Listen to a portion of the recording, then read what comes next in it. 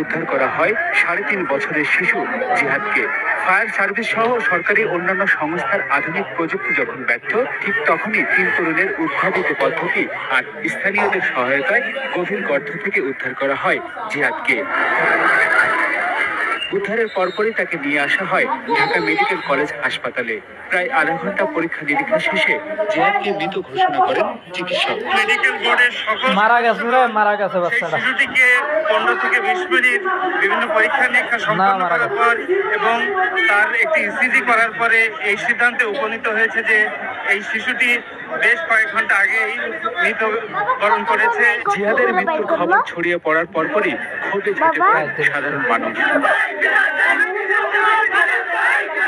না কয়েক ঘন্টা আগে মারা গেছে। বিকেল থেকে শনিবার দুপুর 2টা পর্যন্ত তৎপরতা চালায় ফায়ার সার্ভিস।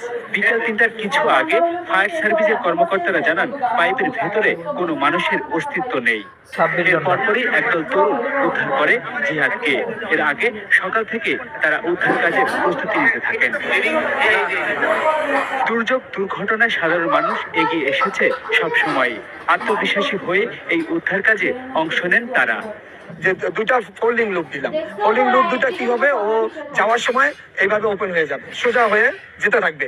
যাওয়ার পরে যখন ঢুকে যাবে তো আমি টান দিব, তখন আবার সে অটোমেটিকলি এইভাবে ফ্ল্যাট হয়ে লক হয়ে যাবে।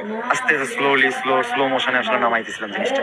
স্লো মোশন নামাইতে ক্যামেরাটা এমন ভাবে সেট করছিলাম, লাইট দিয়ে আমার নিচে কিন্তু দেখতে পাচ্ছিলাম পানির ভিতরে যা লেগে গেল। তারপর টান যখন দিয়েছিলাম তখন লেগে মানে ভারী মনে হচ্ছে, একদম একবারই হয়েছে, খুব স্লোলি জিনিসটা তুলছি। 100 ফিট আসার ওইখানে আমরা শিওর হয়েছি যেটা বাচ্চা আমাদের এখানে আছে। আমরা যখন কাজ করব তখন আমরা আগে অ্যানাউন্স করে দিয়েছিলাম। যাই হোক, আমরা 3 জনে মিলে কাজটা আমাদের অপারেট করতে দেন।